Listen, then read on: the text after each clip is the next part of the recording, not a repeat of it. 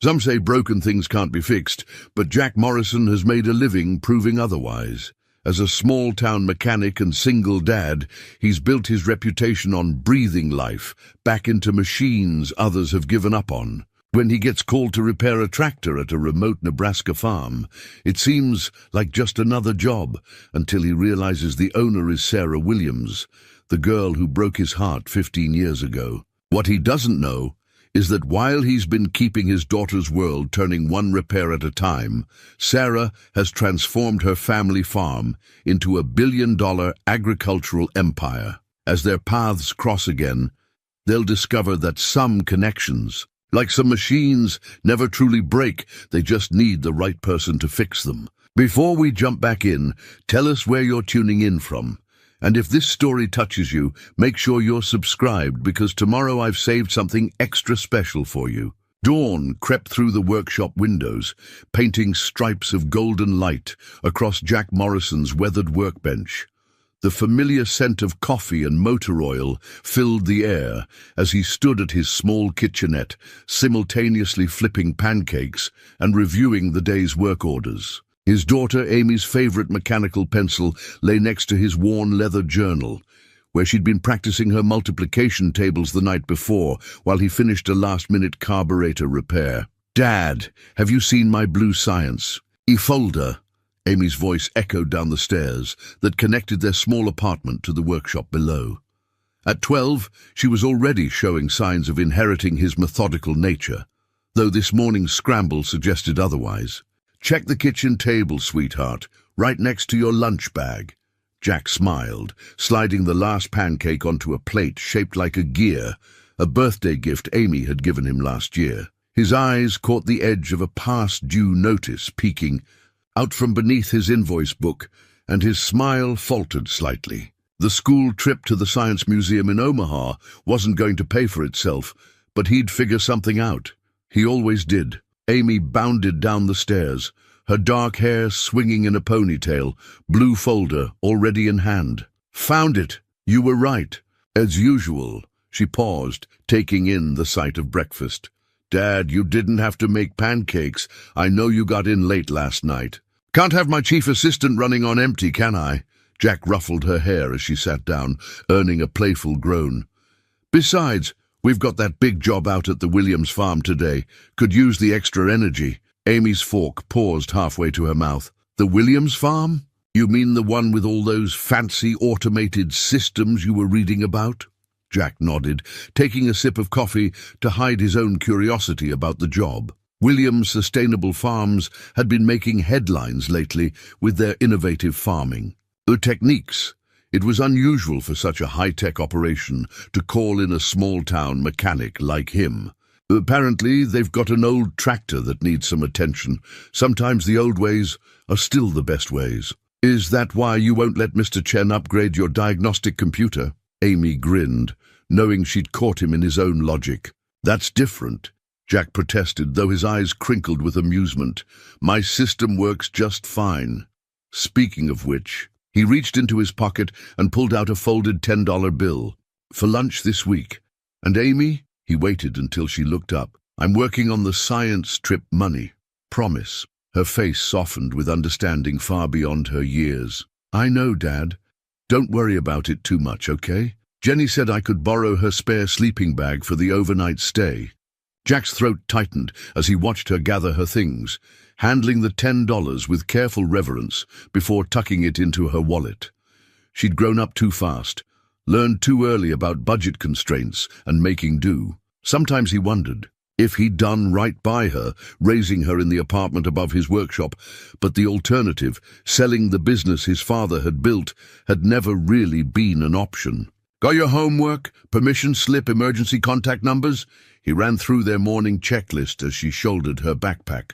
"All set, and I remembered to pack my inhaler this time."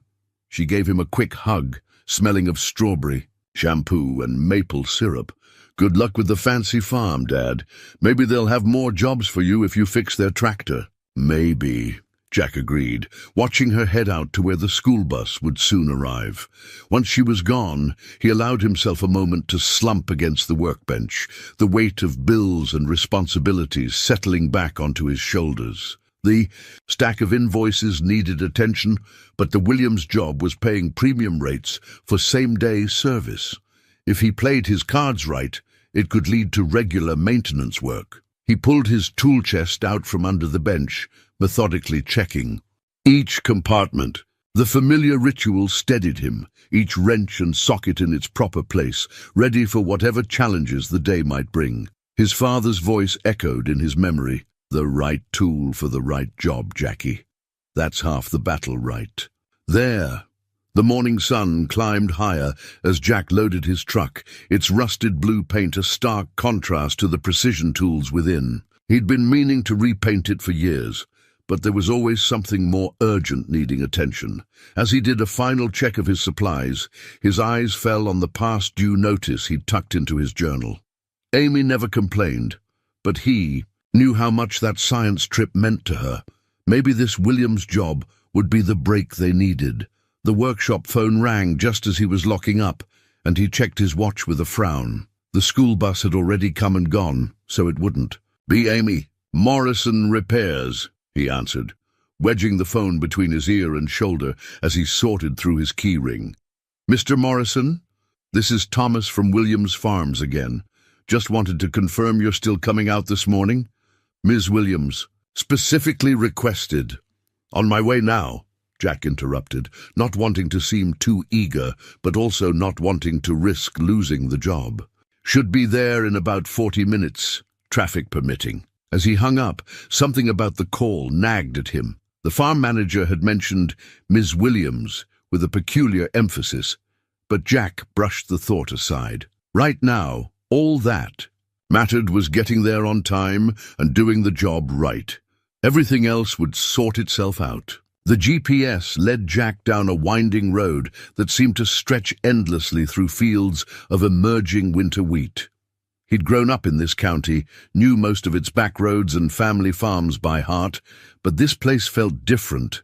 The traditional wooden fences had been replaced with sleek, solar-powered gates, and surveillance cameras perched discreetly among the old cottonwoods. When the farm finally came into view, Jack had to resist the urge to whistle. The main complex sprawled across the landscape like something out of a science fiction movie. Solar panels glinted atop modern steel buildings, and autonomous farming equipment moved with precision through the fields. This wasn't just a farm, it was agricultural innovation incarnate. "Mr. Morrison?" A man in pressed khakis and a polo shirt approached as Jack parked his truck. "I'm Thomas Chen, the farm manager. Thank you for coming on such short notice." His handshake was firm but brief, his attention already turning to a tablet in his hand. "The tractor's this way." Jack followed Thomas past a row of state-of-the-art combines, each probably worth more than his entire business. Workers in Williams Farms uniforms moved purposefully between buildings, some carrying tablets like Thomas, others operating drones that hovered over distant fields. "Quite an operation you've got here," Jack commented, trying to keep his tone neutral. Thomas's expression softened slightly. "Ms. Williams believes in blending tradition with innovation. Speaking of tradition," he gestured toward an old equipment barn set apart from the modern buildings. "That's where you'll find your patient." The barn door rolled open with a familiar creak, and Jack's heart skipped a beat. Sitting in a shaft of dusty sunlight was a 1960s John Deere 4020, its green paint faded but intact. Unlike the gleaming machines outside, this tractor wore its age proudly. Jack ran his hand along its hood, feeling the history in its metal. "Ms. Williams insists on keeping it," Thomas explained, sounding slightly apologetic. "She uses it personally for the heritage wheat field on the north side of the property. Says it maintains the proper soil compression or something." He shrugged. "Anyway, it won't start. We've had our regular maintenance team look at it, but they're more comfortable with the computerized systems." Jack was already opening his tool chest, his mind cataloging possibilities. "How long has it been sitting?" "About 2 weeks. Ms. Williams was quite upset when it broke down. She's been asking about it daily, though she's in meetings in Omaha. Today, Thomas checked his tablet again. I should warn you, if you can't fix it, we'll understand. We can always order a new... I can fix it, Jack interrupted, perhaps too quickly, but he knew this model had practically grown up in its shadow. His father had maintained dozens of them over the years. Opening the engine compartment felt like greeting an old friend. Thomas raised an eyebrow but nodded. I'll leave you to it then. Call if you need anything. He headed toward the door, then paused. Oh, and Mr. Morrison, Ms. Williams left strict instructions that no one is to replace any original parts without her approval. She's particular about this machine. Alone in the barn, Jack began his inspection. The familiar smell of old grease and diesel fuel was oddly comforting after the antiseptic cleanliness of the main complex. He pulled out his journal, making initial notes when something caught his eye. There, carved into the worn leather of the seat, were initials he hadn't seen in 15 years, SW plus JM. His pencil stopped mid-word. Memories flooded back. Summer evenings spent in his father's workshop, a girl with wheat gold hair learning to change spark plugs, dreams shared over engine parts and sweet tea. But it couldn't be. Sarah Williams had left for business school. Out east, had bigger dreams than their small town could hold. The sound of approaching footsteps snapped him back to the present. He quickly returned to his inspection, trying to ignore the way his hands had started to shake. It was probably just a coincidence. After all, those weren't exactly uncommon initials. But as he worked, each familiar curve and component of the old tractor seemed to whisper of the past, of summers long gone, and promises that had faded like the green paint beneath his hands. The distributor cap was just as Jack suspected, fouled but fixable. He was deep in concentration, his sleeves rolled up and hands black with grease, when he heard the barn door open. The click of boots on concrete echoed through the space, but he didn't look up, focused on not stripping the delicate thread of the spark plug he was cleaning. Thomas said you were making progress. The voice was familiar yet different, stronger, more assured, but with the same gentle lilt he remembered from physics class discussions and late-night phone calls. Jack's hands stilled.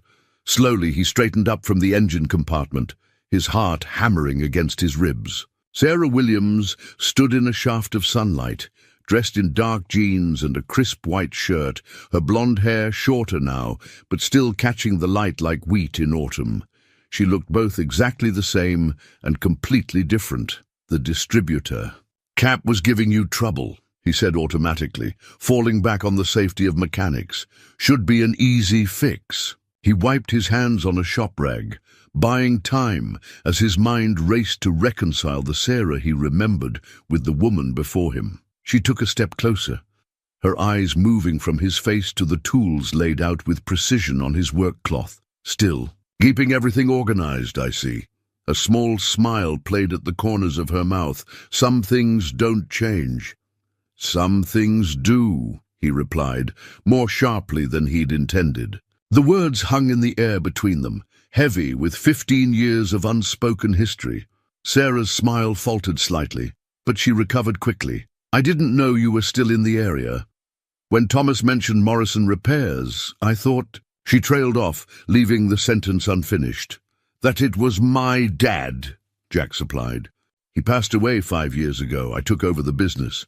He turned back to the tractor, needing something solid to focus on. Never thought I'd see this old girl again. You kept her running all this time. Tried to. Sarah moved closer, running.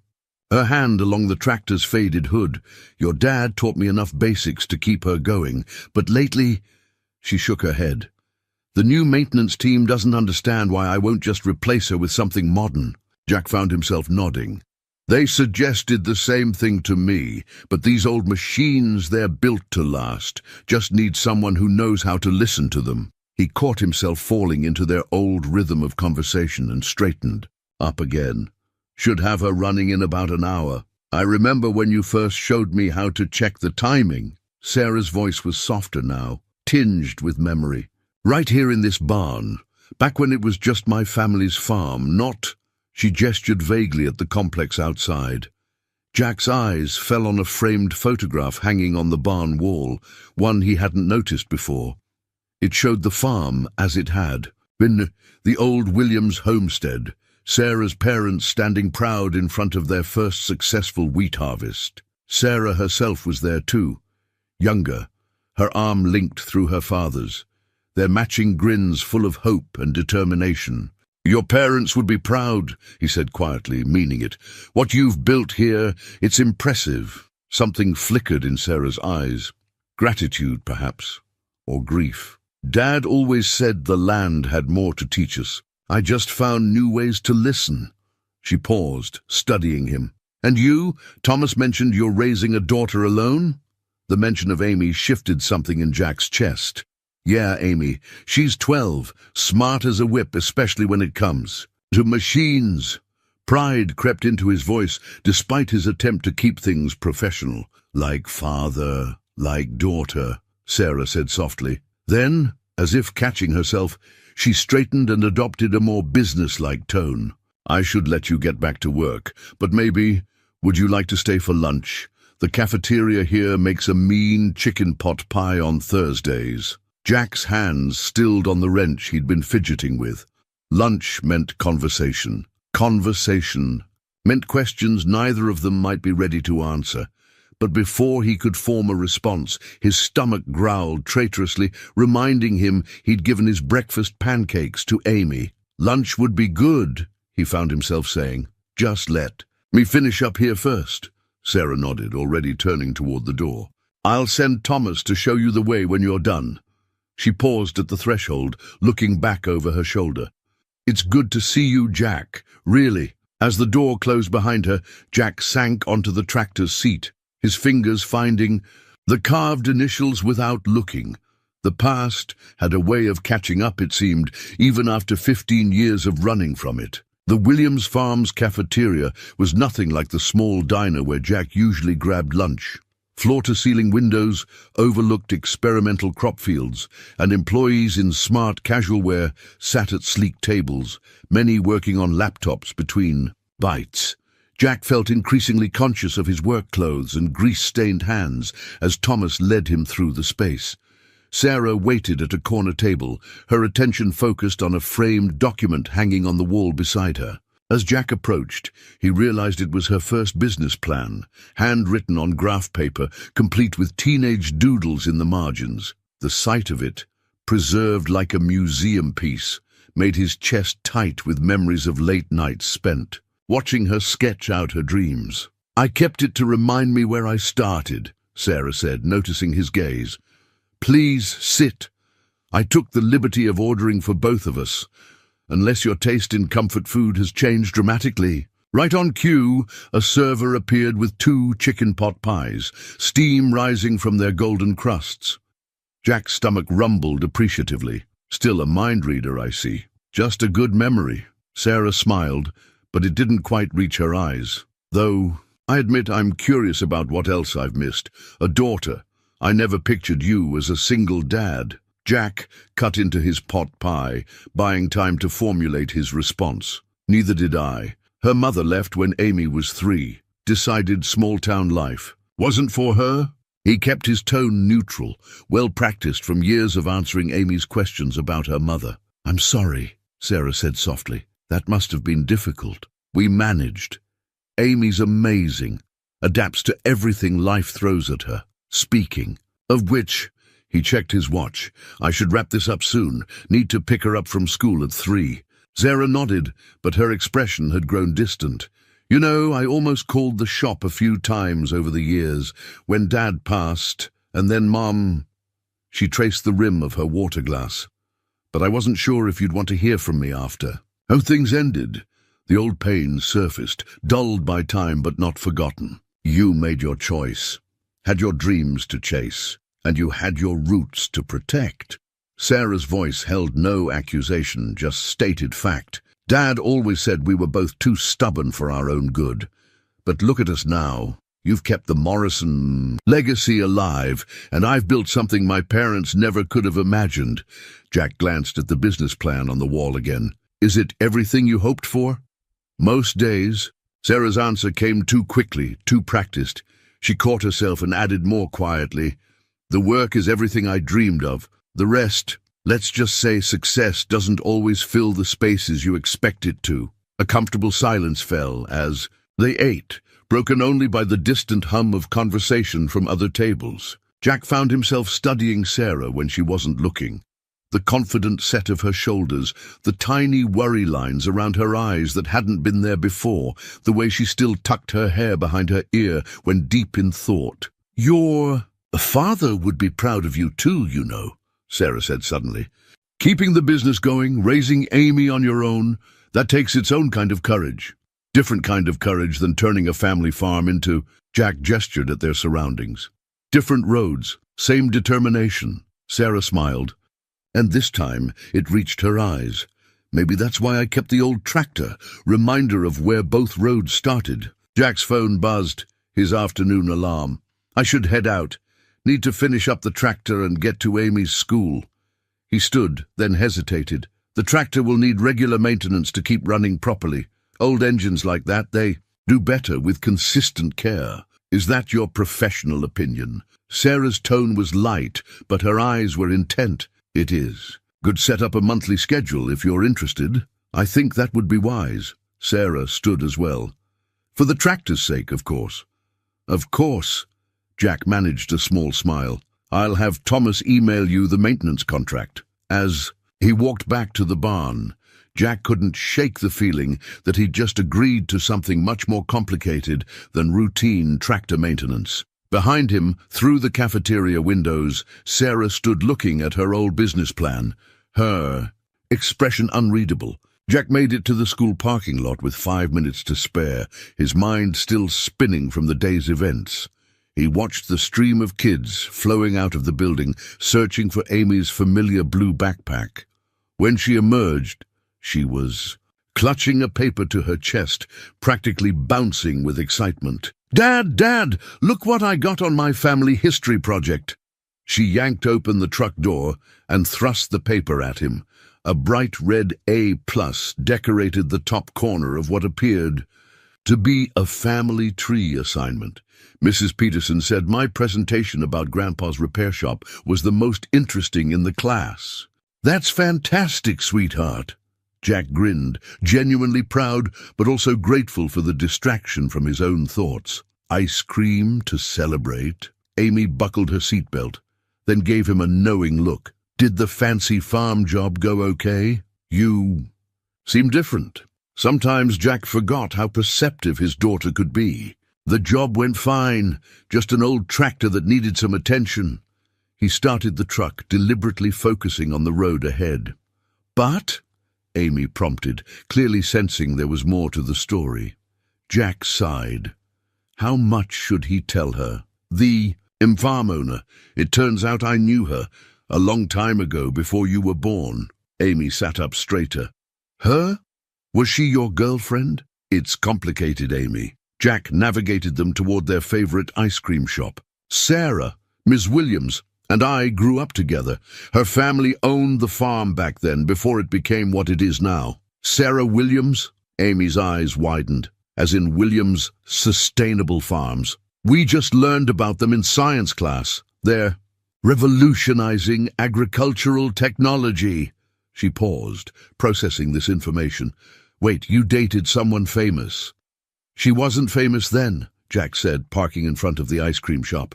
"She was just a girl who loved her family's farm and had big dreams about making it better." Amy was quiet as they ordered their usual.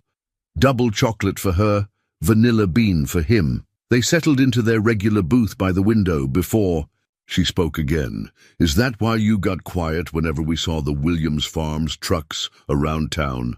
Jack nearly choked on his ice cream. Sometimes Amy's memory for detail was startling. "You notice that?" "I notice lots of things," she said, with the matter-of-fact tone that reminded him so much of her mother. "Like how you looked at that article about them in the paper last month?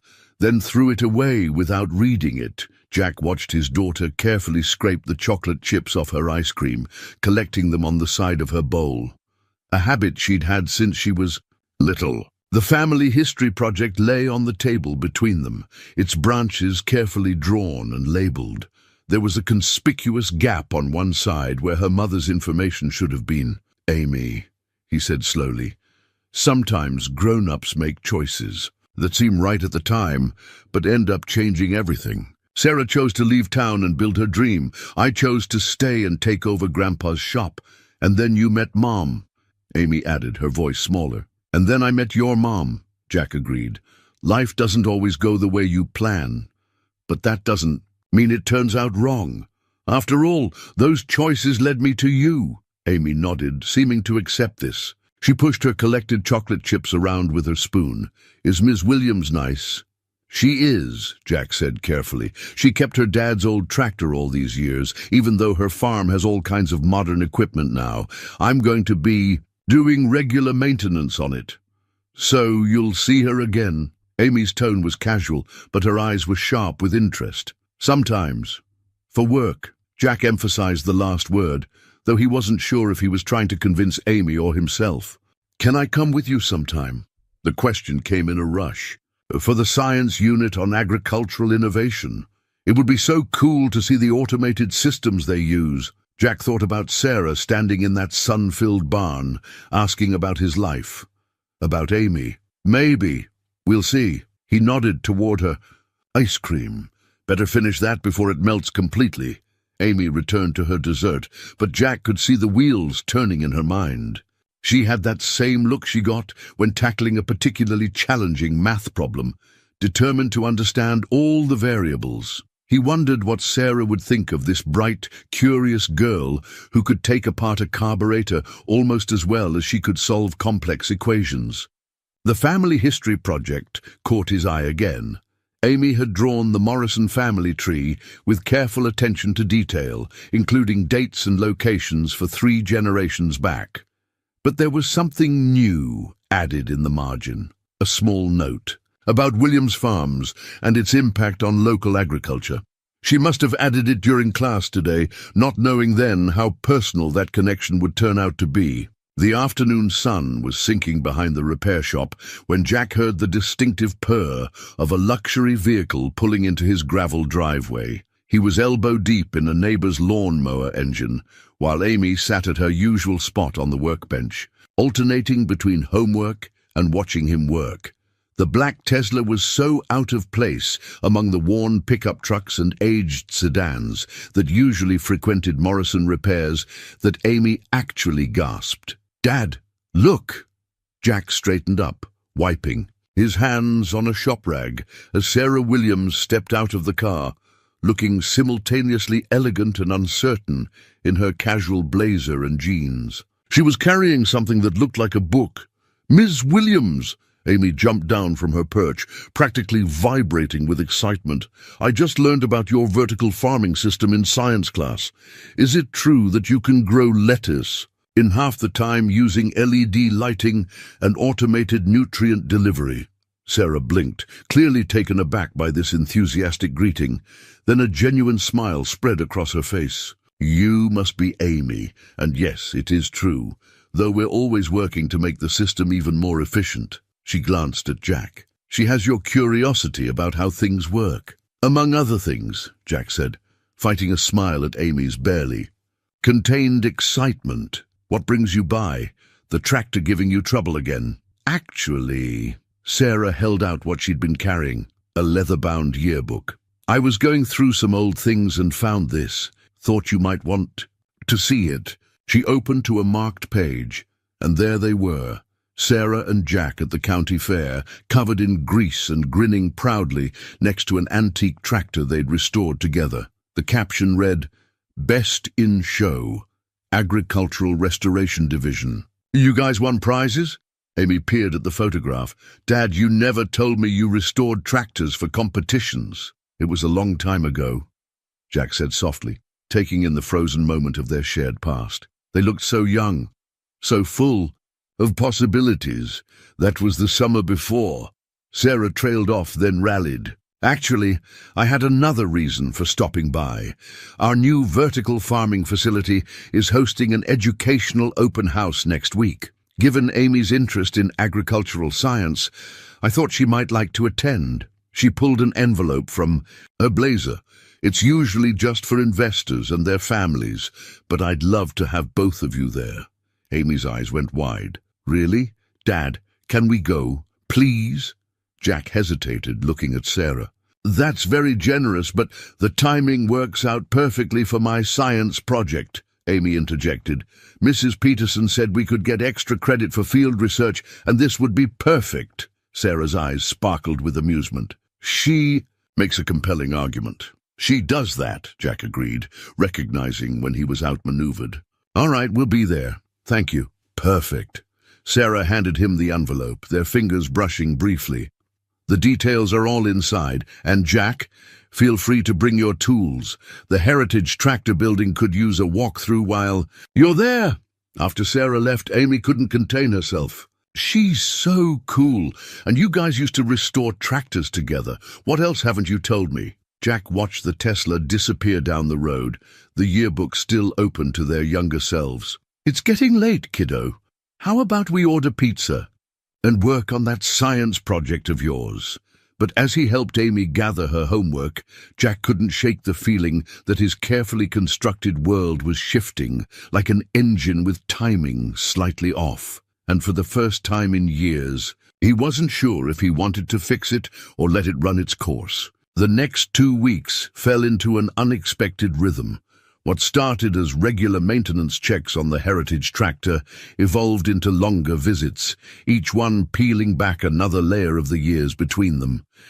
Sarah would find reasons to be in the barn when Jack worked, and he found himself taking more time than strictly necessary with each inspection. "You should see this," Sarah said one afternoon, leading him away from the barn toward a sleek building he hadn't entered before. Inside, a sophisticated drone sat on a workbench, its carbon fiber frame gleaming under the LED lights. "We use it for targeted crop treatment. It can identify individual plants that need attention and deliver precise amounts of water or nutrients." Jack ran his hand along the drone's frame, appreciating the engineering. Amazing how far things have come. Remember when the height of technology was your dad's automated sprinkler system? The one you helped install? Sarah smiled, pulling up a chair. "Dad was so impressed with your work that summer. He used to say you had the touch, could figure out any machine just by listening to it." "Amy's the same way," Jack said, watching. Sarah's face softened at the mention of his daughter. "Last week, she diagnosed a transmission problem just by the sound it made when idling. She's remarkable." Sarah's voice was warm. "The other day, she sent me an email with questions about a hydroponic system for her science project. Her understanding of the principles is well beyond her years." Jack looked up, surprised. "She emailed you?" "Hope that's okay," Sarah said quickly. "She found the company contact information online. I recognized her name and responded personally." Before Jack could reply, his phone buzzed with a text from Amy. "Don't forget we need milk, and please, can we get ice cream?" Sarah peered at the message and laughed. "Ice cream emergency?" "It's becoming a habit," Jack admitted. "Ever since that celebration cone after her family history project." "You still take vanilla bean?" Sarah asked, a hint of teasing in her voice. "Some things never change," says the woman who kept her father's tractor for 15 years. Their eyes met, and something shifted in the air between them. Sarah cleared her throat and turned back to the drone. "Speaking of the tractor, I've been thinking about expanding our heritage farming program. Show people how traditional methods can work alongside modern technology." "Sounds interesting," Jack said carefully, noting the way she was fiddling with the drone's controller, a sure sign she was nervous about something. "We could use someone with expertise in vintage equipment, someone who understands both the old ways and the value of innovation." She paused. "The position would come with full benefits, flexible hours." Jack's heart skipped. "Sarah, just think about it," she said quickly. "No pressure, it's just, you're good at this, Jack, always have been." And Amy would have access to all our educational programs, the science labs. The mention of Amy made his chest tight. He thought of the past due notices still hiding in his workshop, the way his daughter's eyes lit up when she talked about Williams Farms technology. "I'll think about it," he found himself saying. Sarah's smile was like sunrise. "That's all I'm asking." She stood, smoothing her slacks. "Now, about that ice cream emergency. There's a new place in town that makes their own waffle cones. Want to compare it to your usual spot?" And somehow, that's how Jack found himself sitting in an artisanal ice cream parlor an hour later, watching Sarah and Amy debate the merits of different chocolate chip distributions while sharing a triple scoop sundae. Amy was explaining her science project, her hands moving animatedly as she described the vertical farming model she was building, while Sarah listened with genuine interest, offering suggestions and encouragement. The scene felt both perfectly natural and absolutely surreal. When Amy excused herself to the restroom, Sarah turned to him with an expression he couldn't quite read. "You've done an amazing job with her, Jack. She's everything good about both of us at that age. Your mechanical intuition, my endless questions." "Both of us?" Jack raised an eyebrow. Sarah blushed slightly. "You know what I mean. She reminds me of how we were before." She trailed off as Amy returned, but her words hung in the air between them, heavy with possibilities and regrets. Later that night, after Amy had gone to bed, Jack found himself looking at the maintenance contract on his desk. Sarah's job offer felt like both an opportunity and a warning. A chance to step into a future he'd never imagined, but also a risk of disrupting the careful balance he'd maintained for so long. He thought of Amy's excited chatter about the ice cream outing, the way she'd started calling Sarah Ms. W, the natural way the three of them had fallen into conversation. Sometimes, he realized, the biggest repairs weren't about fixing what was broken, but about building something new from the pieces of the past. The county fair hadn't changed much in 15 years. The same Ferris wheel creaked against the autumn sky, the same scent of funnel cakes and cotton candy drifted through the air, and the same proud farmers showed off their prized livestock. But this year felt different, because Sarah Williams wasn't just another local girl with a family farm. She was the keynote speaker for the Agricultural Innovation Showcase. "Look what I found in the exhibition hall," Amy came running up to Jack, clutching a faded blue ribbon. "It's from when you and Ms. W won the restoration competition." She held up the ribbon, carefully preserved in its display case among other historical fair memorabilia. "They have a whole section about Williams Farms history." Jack studied the ribbon, remembering the long summer days spent working on that. Old farm, old tractor, Sarah passing him tools and suggesting improvements. They'd been so young, so sure of themselves and each other. "Your father would have loved this," Sarah said, appearing beside them. She'd changed from her presentation. Suit into jeans and a Williams Farms polo shirt, looking more like the girl he remembered. All these people interested in combining traditional farming with new technology. It's everything he dreamed about. "He'd be proud of you," Jack said softly, though maybe a little overwhelmed by the drone demonstration. Sarah laughed. "Did you see old Mr. Peterson's face when we showed the automated harvesting system? I thought his eyebrows might permanently stick to his hairline." "Dad, can we get cotton candy?" Amy interrupted, her attention already drawn to the nearby concession stands. "And maybe ride the Ferris wheel?" "Sure, sweetheart." Jack handed her some money. "Just stay where we can see you, okay?" They watched Amy weave through the crowd, her ponytail bouncing with each step. A group of locals walked past, whispering and glancing their way. Jack could imagine the gossip already spreading through town. Sarah Williams and Jack Morrison, together at the fair again after all these years. "It's strange," Sarah said, her eyes on the prize ribbon. "Sometimes I feel like no time has passed at all, and other times—" She trailed off, watching Amy return with an enormous cloud of pink cotton candy.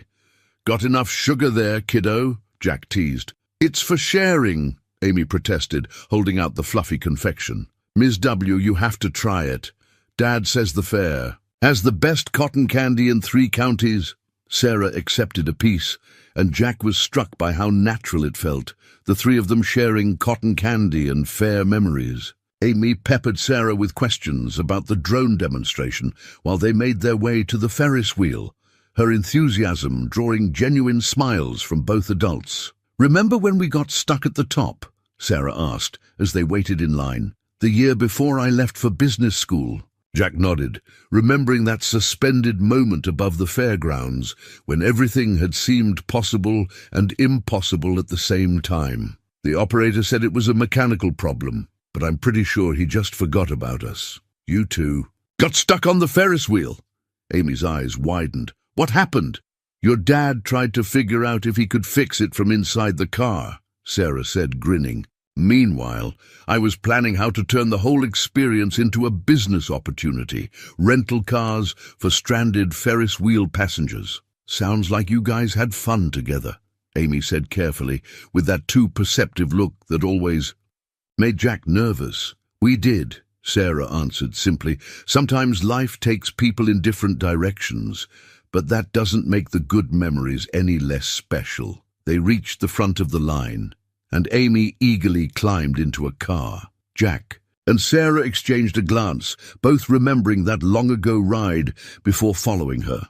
As the wheel lifted them above the fairgrounds, Jack could see Sarah's modern agricultural complex in the distance, its solar panels glinting in the setting sun. Below them, the traditional fair carried on as it had for generations. "It's like in 2 worlds," Amy observed, following his gaze. "But they don't have to be separate, right?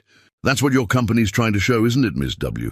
Sarah looked at Jack, something soft and hopeful in her expression. "That's exactly right, Amy.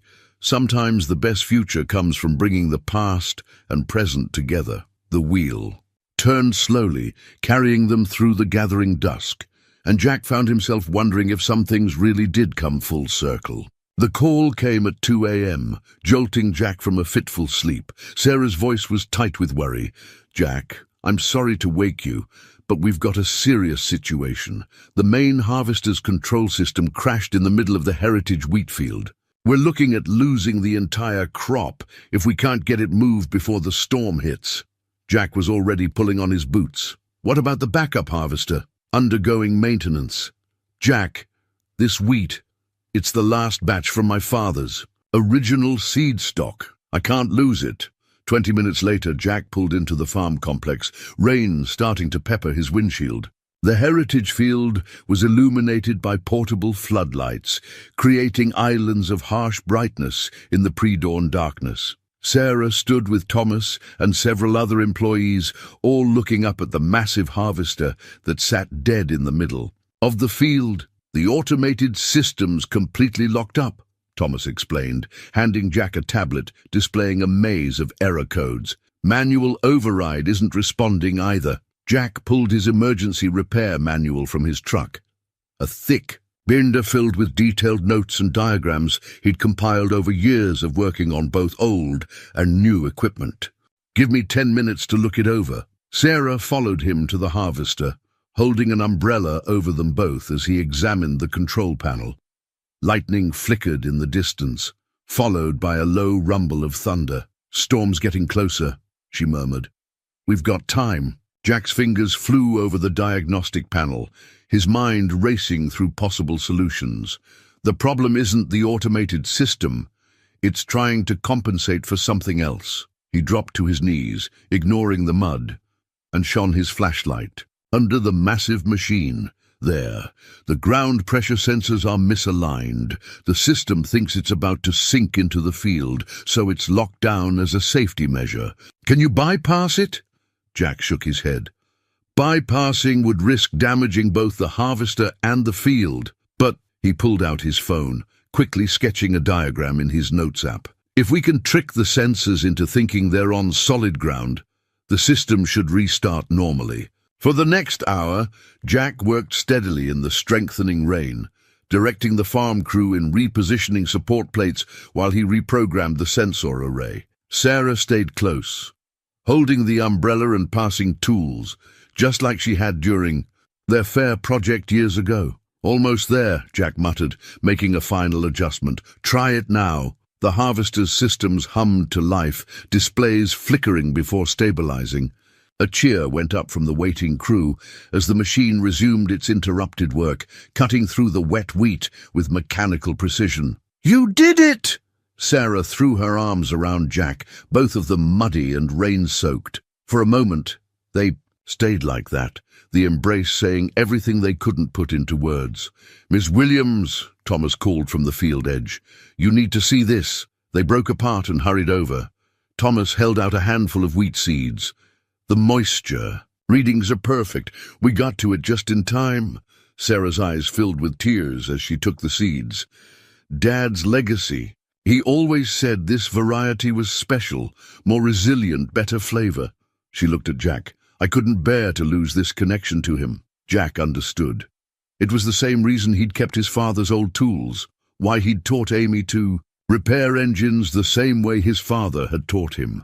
Some inheritances weren't about money or property, but about carrying forward the things that mattered most. The storm was passing now, dawn breaking over the freshly harvested field.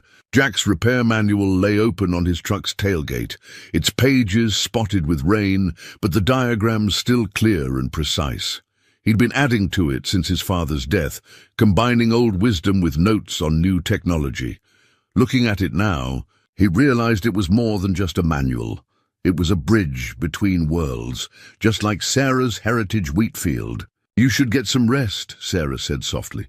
"But Jack, thank you, not just for fixing the harvester, but for understanding why it mattered so much." As he drove home in the growing light, Jack thought about legacy, about the things we choose to preserve and the ways we choose to grow. The repair manual on his passenger seat seemed to hold new possibilities, not just for fixing what was broken, but for building something stronger in its place. The workshop was quiet, except for the soft ticking of cooling engines and the whisper of rain against the windows. Jack sat at his workbench, trying to focus on paperwork, but his mind kept drifting back to the morning's events. A knock at the door startled him from his thoughts.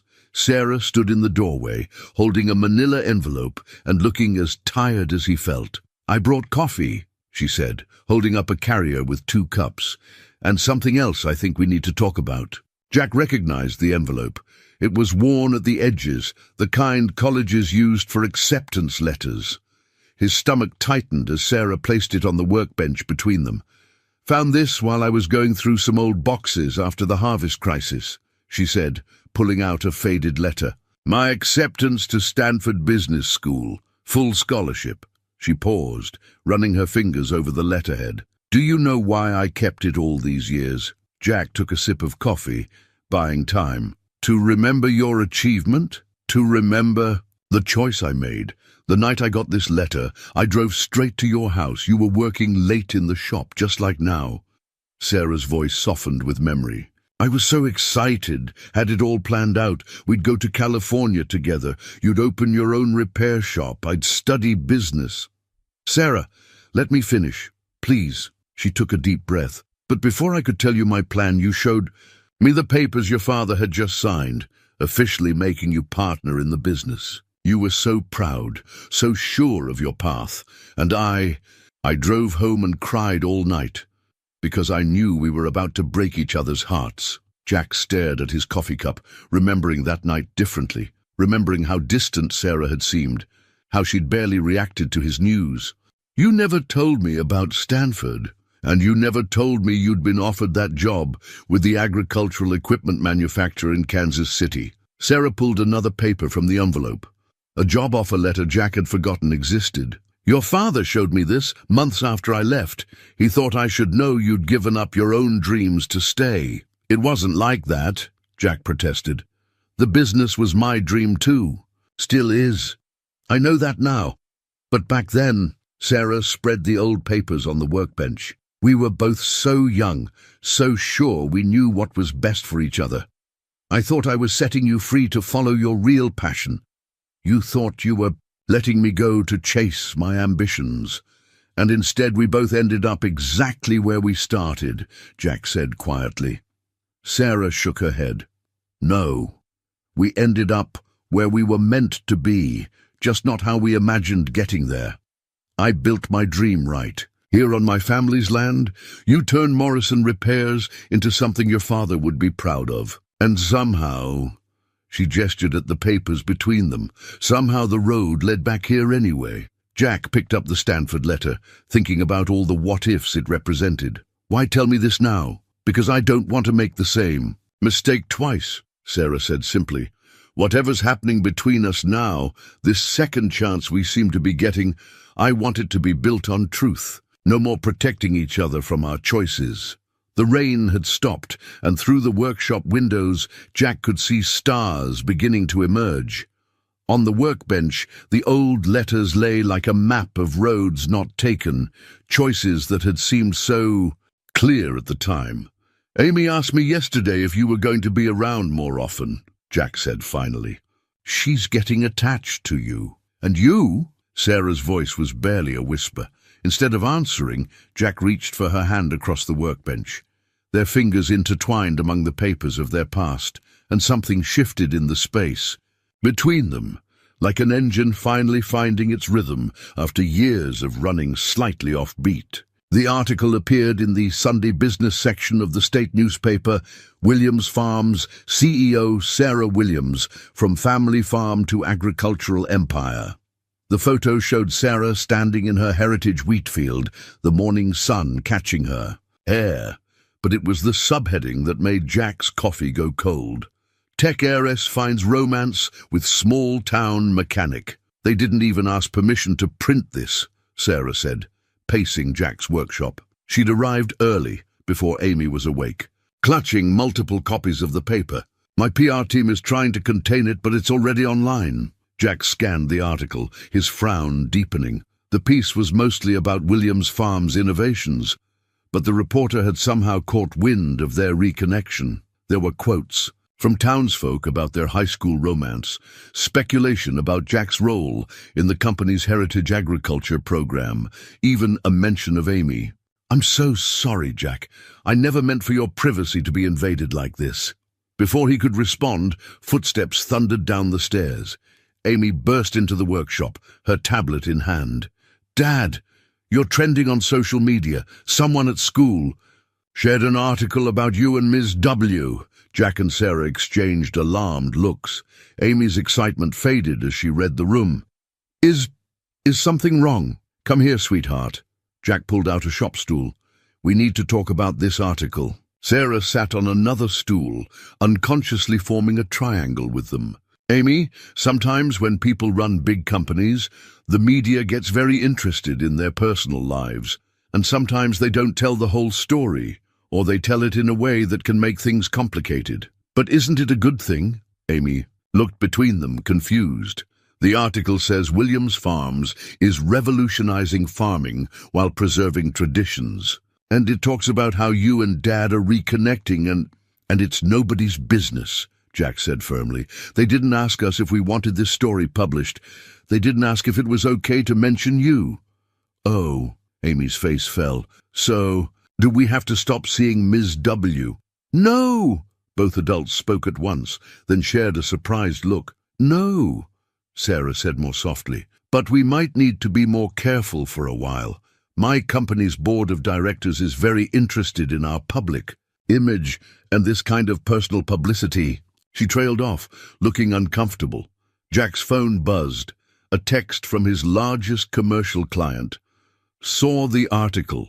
Hope this means you won't be too busy for us little guys now that you're dating agricultural royalty. The message's tone made his jaw clench. He'd built his reputation on being reliable, accessible, the guy who'd show up at midnight to fix a broken-down tractor during harvest season. Now people would see him differently, wonder about his motives. My board wants to meet, Sarah said, quietly, watching his expression. They're concerned about the implications of me dating a contractor who works on company equipment. Conflict of interest, they said. I'm not just a contractor, Jack said, more sharply than he intended. This business, what I do, it's not some hobby or stepping stone. I know that, Sarah ran a hand through her hair in frustration, but they're talking about oversight committees, special audit procedures. This isn't how I wanted things to go. Amy had been unusually quiet, looking at the newspaper spread on the workbench. Dad, she said suddenly, isn't this the same thing that happened with Mom when her new job meant we couldn't just be normal anymore? The question hit Jack like a physical blow. He remembered those final months with Amy's mother, the growing pressure of her corporate career, the way their simple life had suddenly seemed insufficient. Looking at Sarah, he saw the same fear in her eyes, history threatening to repeat itself. This is different, Sarah said, but her voice wavered slightly. We're different, aren't we? The morning sun streamed through the workshop windows, catching the framed newspaper article on Sarah's office wall, her first big story about Williams Farms innovations. It had seemed like such an accomplishment when she'd shown it to him. Now, looking at this new article with its invasive speculation and unwanted attention, Jack wondered if some dreams came with prices they weren't ready to pay. The property deed to Morrison Repairs lay on the conference room table like a puzzle piece that didn't quite fit. Jack sat in an uncomfortable leather chair, feeling out of place in his cleanest work shirt, while Sarah's board members discussed his family's business as if it were just another asset to be managed. The simplest solution, the silver-haired chairman was saying, would be to acquire Morrison Repairs as a subsidiary. It solves the conflict of interest concerns and gives us an in-house maintenance division for the Heritage Agriculture Program. Sarah sat at the head of the table, her expression carefully neutral. Jack would maintain operational control, of course. With oversight, another board member added, standard corporate governance procedures would apply. Jack's fingers traced the edges of the deed, the same document his father had signed. 30 years ago, taking out a second mortgage to keep the shop going during hard times. Every coffee stain and creased corner held a memory. And if I say no, his voice was quiet but firm. The chairman cleared his throat. Then, unfortunately, we'd have to terminate all maintenance contracts with Morrison Repairs. The appearance of impropriety... That's enough. Sarah's tone cut through the corporate doublespeak. We need to discuss this privately. She stood, effectively ending the meeting. In her office afterward, the tension was thick enough to touch. Sarah stared out her wall of windows at the sprawling farm complex below. They're not wrong about the corporate governance issues, Jack. My position here, the investors I answer to, it complicates things. You mean it complicates us? She turned to face him. There's another option. The expansion project in California. They want me to oversee it personally. 2 years, maybe 3, getting the West Coast operations up to speed. She took a deep breath.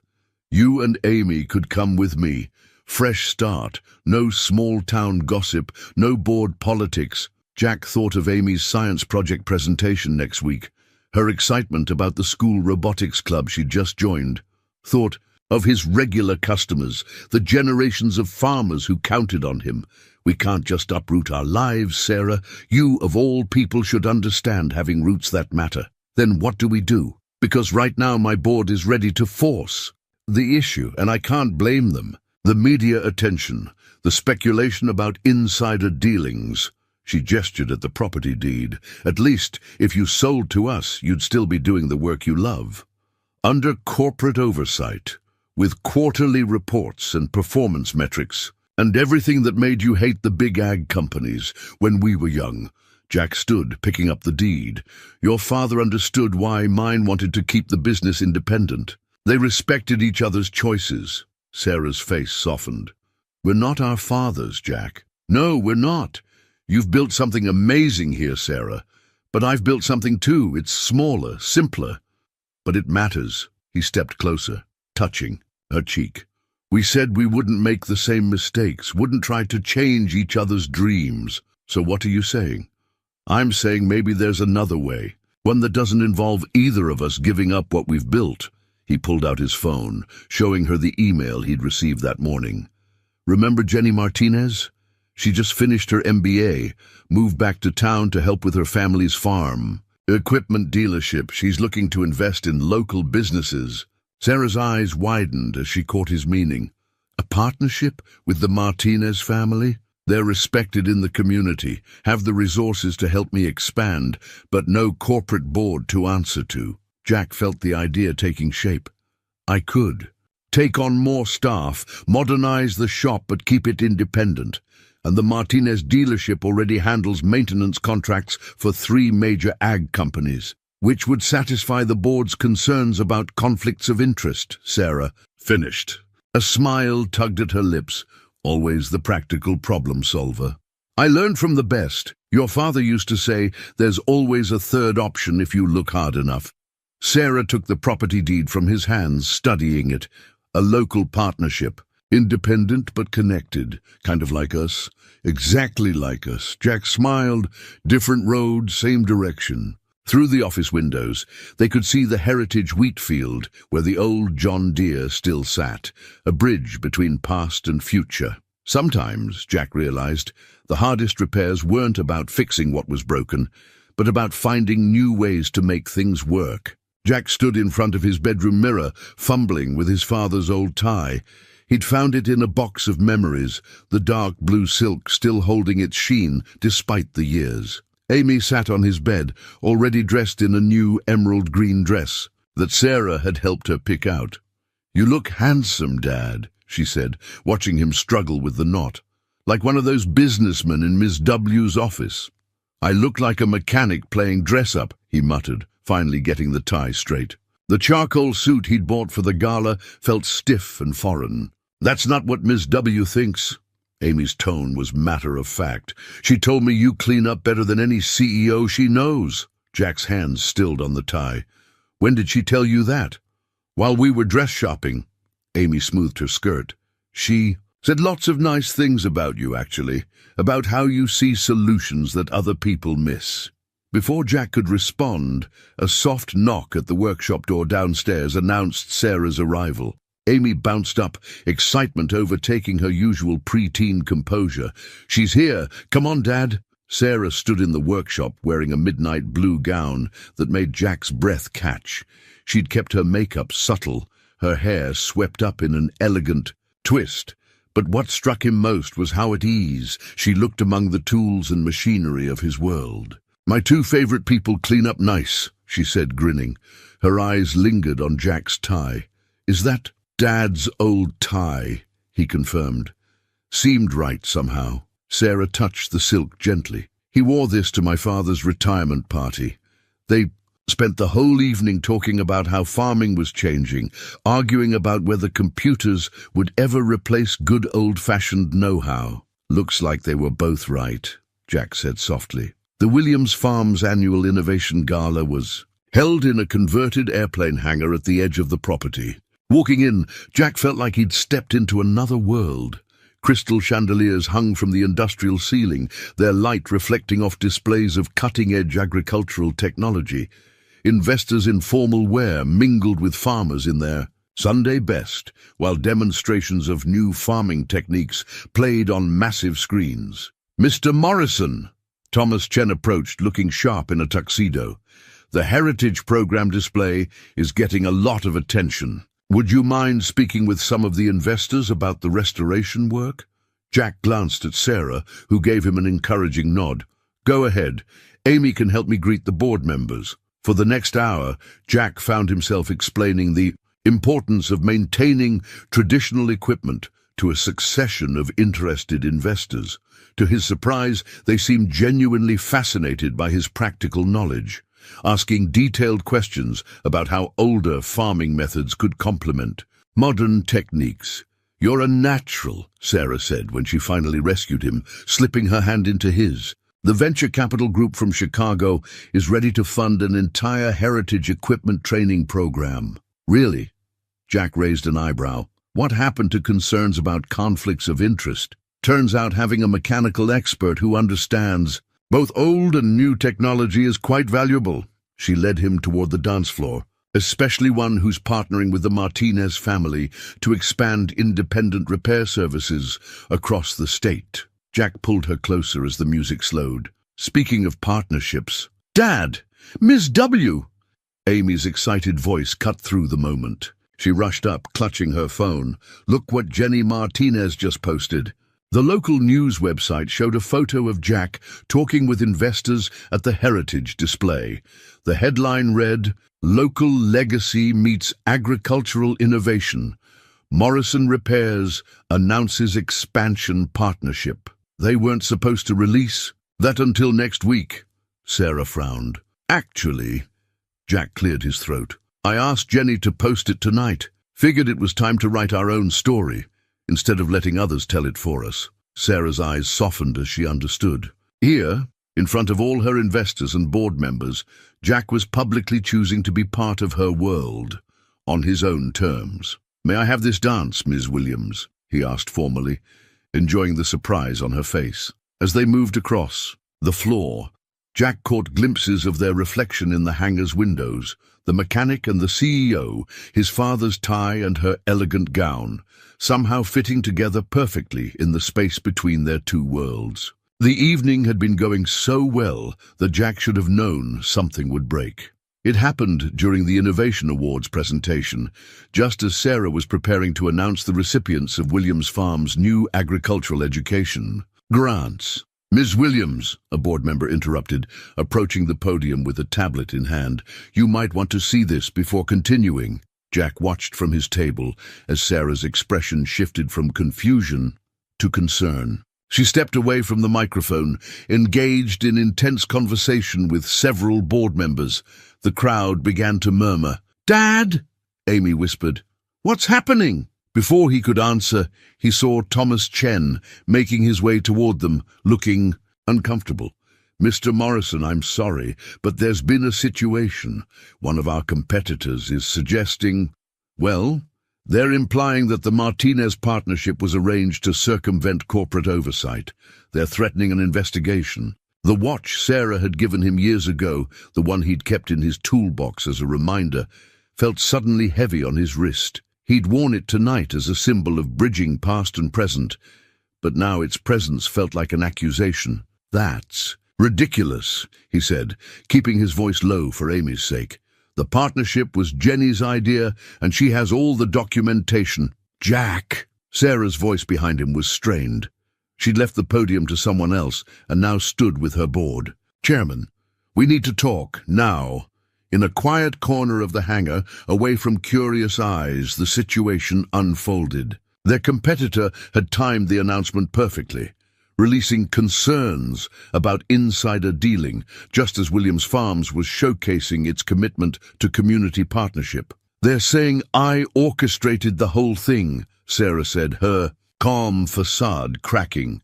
"That I manipulated the Martinez family into the partnership to maintain control over maintenance contracts while pursuing a personal relationship." "That's not what happened," Amy burst out. She'd followed them despite Jack's attempts to have her wait at the table. "Jenny's mom was at our shop last week talking about expansion before she even knew about Dad and Ms. W." The board chairman cleared his throat. "Nevertheless, the appearance of impropriety..." "Appearance?"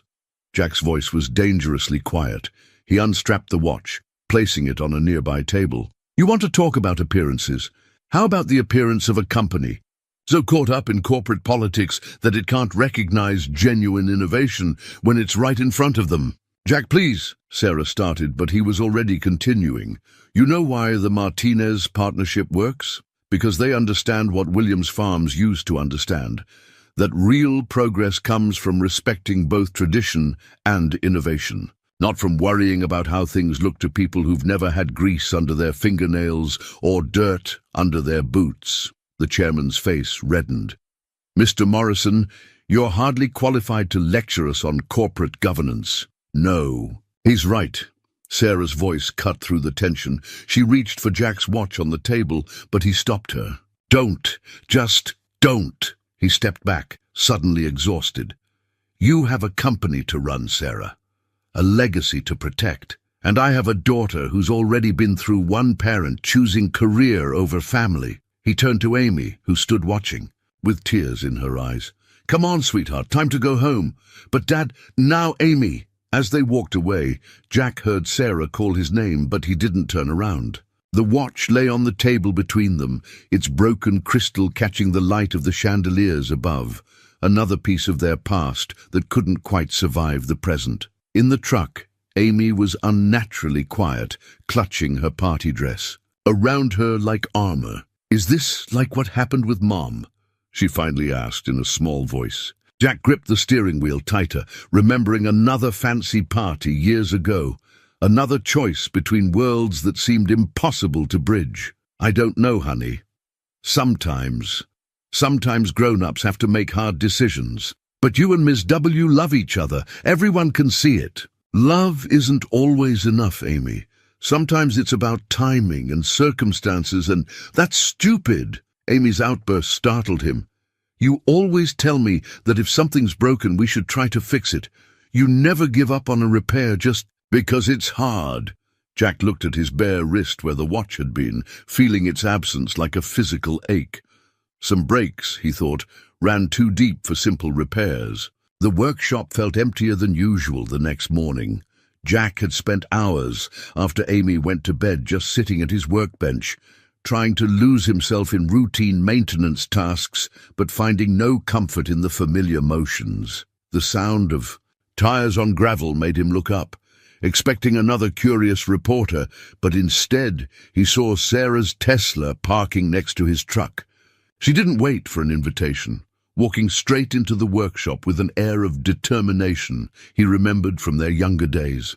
In her hands, she carried his father's watch. "You left this," she said simply. "Sarah, no, let me finish." She placed the watch on the workbench and pulled up a stool. "I spent all night thinking about what you said, about what Williams Farms used to understand. Do you know what my biggest fear was back when we were young?" Jack remained silent, watching her. "I was afraid of becoming just another corporate farm, losing touch with what made us special. And somewhere along the way, that's exactly what happened. I was so busy proving myself to the board, to the investors, that I forgot what my father taught me. Innovation isn't just about new technology. It's about understanding what's worth preserving."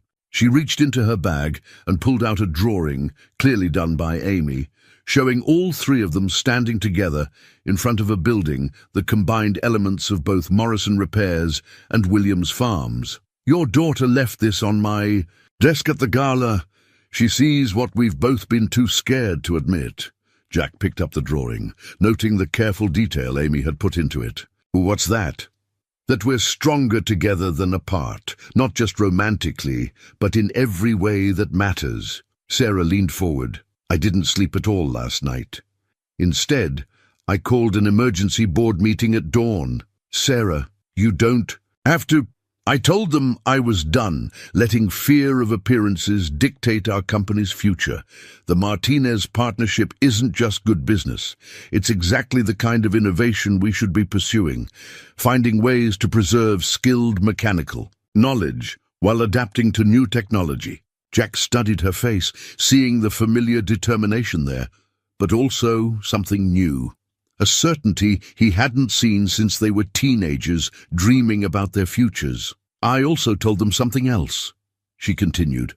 "I told them about how I used to spend summers in your father's workshop, learning that sometimes the best way forward is to understand where you've been. About how watching you with Amy showed me that success isn't just about growth and profit margins. It's about building something that matters." "And what did they say?" Sarah smiled. "They reminded me that I own controlling interest in the company. And then they suggested that maybe it's time for Williams Farms to return to its roots, not by going backward, but by bringing the best of the past into the future." She reached for his hand, her fingers intertwining with his. "I'm not asking you to change who you are or what you've built. I'm asking if we can build something new together, something that honors both our legacies." "Like what?" Jack's voice was rough with emotion. "Like a training program that combines traditional mechanical skills with modern technology. Like expanding Morrison Repairs through the Martinez partnership while maintaining its independence. Like showing the world that innovation doesn't have to mean losing touch with what matters." Jack looked down at Amy's drawing again, seeing it with new eyes. His daughter had drawn the building with both his old-fashioned sign and Sarah's modern logo, but she'd added something else. A classroom full of young mechanics learning from both of them. "I had it all wrong," Sarah said softly. "I thought I had to choose between my world and yours. But Amy figured it out. They were never really separate worlds at all." The morning sun streamed through the workshop windows, catching the crystal of his father's watch on the workbench. In its face, Jack could see reflections of both past and future, finally aligning into something that made perfect sense. The blueprint spread across Jack's workbench was unlike anything he'd drawn before. Instead of engine schematics or repair diagrams, it showed the proposed expansion of Morrison Repairs, a perfect blend of traditional workshop and modern training facility. Amy sat perched on her usual stool, adding her own notes in the margins, while Sarah discussed the plans with Jenny Martinez. "The hands-on repair bays will stay exactly as they are," Jenny was saying, pointing to the original section of the building. "But we'll add the new training space here with both traditional tools and modern diagnostic equipment." "And the Heritage Equipment Restoration Program?" Sarah asked, though her eyes were on Jack. "Already have 3 vintage tractors lined up for the first class," he answered, unable to keep the excitement from his voice. "Folks are coming out of the woodwork with old equipment they want restored properly." The Martinez partnership had evolved into something none of them had initially imagined. What started as a simple business expansion had grown into a full-fledged educational program, combining Morrison Repair's practical expertise with Williams Farm's technological innovation. "Dad, look!" Amy pointed to a section of the blueprint she'd been working on.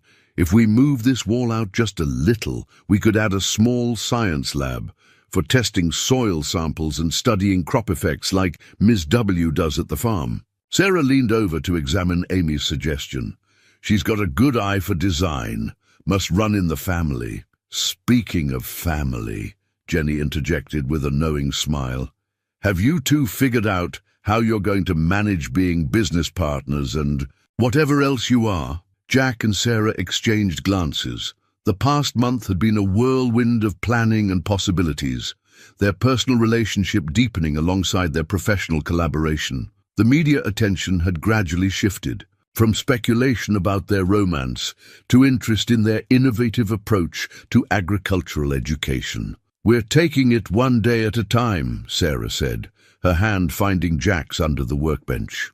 "But I think we've finally figured out that we're better together than apart." "Way better," Amy agreed emphatically. "Ms. W actually knows how to cook, unlike Dad." "Hey!" Jack protested, but he was grinning. The easy way Amy had accepted Sarah into their lives still amazed him.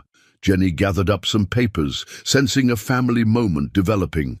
"I'll have the contractors revise these plans with Amy's suggestions. We should be ready to break ground next month." After she left, the 3 of them stood looking at the blueprint that represented their shared future. Jack remembered another set of plans years ago, when Sarah had first dreamed of modernizing her family's farm. Now they were building something new together, something that honored both their paths. "I talked to the board this morning," Sarah said, tracing the outline of the new building. "They're not just accepting the partnership, they're enthusiastic about it. Turns out a program that bridges the gap between traditional repair skills and modern technology is exactly what the industry needs." "And the conflict of interest concerns?" Sarah smiled. "Funny how those disappeared when they saw the waiting list for our first training session. Sometimes the best way to handle criticism is to prove them wrong." Amy had added more notes to the blueprint, her neat handwriting filling the margins with ideas and questions. Jack watched her work, remembering how she used to do the same thing with his repair manuals when she was younger. Some things, it seemed, were meant to be passed down. "We're really doing this," he said softly, the reality of it finally sinking in. Sarah squeezed his hand. "We really are, though I have one more suggestion for the plans." "Oh?" She pointed to the small apartment above the workshop. It might need some renovation, too. That kitchen is definitely too small for 3 people. Jack's heart skipped a beat as he caught her meaning. Amy's head snapped up, her eyes wide with hope and excitement. The blueprint between them seemed to glow in the afternoon light, no longer just a building plan, but a map to their future. One they would build together, piece by piece, just like every good repair job Jack had ever tackled. The morning of the grand opening dawned clear and crisp, perfect weather for new beginnings. Jack stood in front of the newly expanded Morrison Repairs, watching the sunrise glint off the freshly painted sign, Morrison and Williams Agricultural Services. The familiar red and white of his father's original logo now sat comfortably alongside the modern styling of the Williams Farms brand mark. "Nervous?" Sarah's voice came from behind him as she wrapped her arms around his waist, her chin resting on his shoulder. "A little," he admitted. "You, terrified, but in a good way." She turned him to face her. "Kind of like the first time I tried to change a spark plug in your dad's workshop." The sound of footsteps pounding down the apartment stairs interrupted them. Amy burst out the door, already dressed in the junior instructor uniform they'd designed for the youth program. At 13, she'd insisted on being part of the teaching team for basic maintenance skills. "They're starting to arrive," she announced excitedly. "Mr. Chen just pulled up with the board members, and I saw Jenny's car, too." Indeed, vehicles were beginning to fill the expanded parking lot, everything from luxury cars carrying investors to mud-splattered trucks bringing local farmers. Jack spotted Thomas Chen directing the catering setup, while Jenny Martinez consulted with the local media representatives. Sarah squeezed his hand. "Ready?" The ceremony itself passed in a blur of speeches and handshakes. Jack found himself standing at the podium, looking out at faces both familiar and new. Old customers who'd trusted him with their equipment for years sat alongside corporate executives and agricultural students. In the front row, Amy beamed with pride, while Sarah watched him with loving encouragement. "My father used to say that every good repair starts with understanding," Jack began, his voice steady despite his nerves. "Understanding the machine, understanding the problem, understanding the solution. Today, we're bringing that same philosophy to a new generation.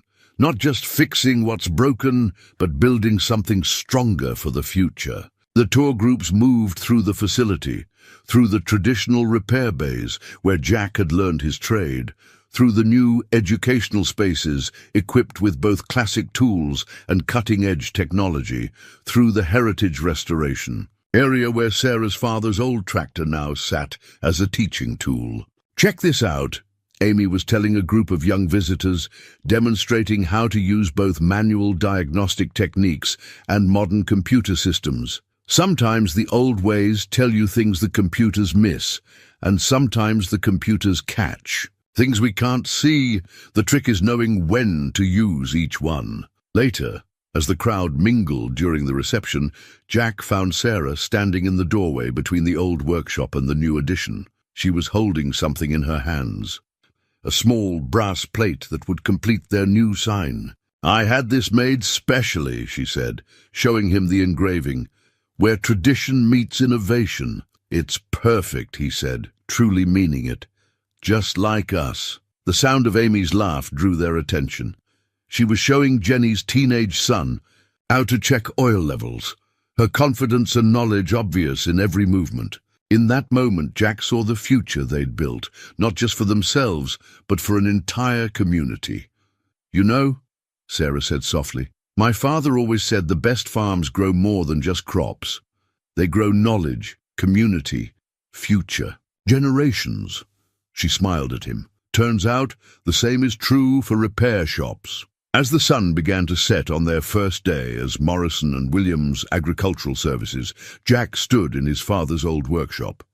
The familiar scents of oil and metal, now mingled with fresh paint and new possibilities. Through the connecting door, he could hear Sarah and Amy planning tomorrow's first official training session, their voices blending together as naturally as the old and new sections of the building. On his wrist, his father's watch kept steady, Time, its restored face marking not just hours and minutes, but the rhythm of a life he'd never imagined possible. Some things he had learned didn't need fixing at all.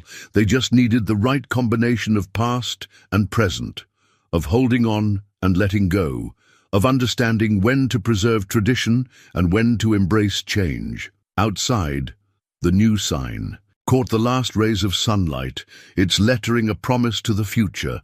Morrison and Williams Agricultural Services, where tradition meets innovation. It was, Jack realized, more than just a business sign. It was the beginning of their next.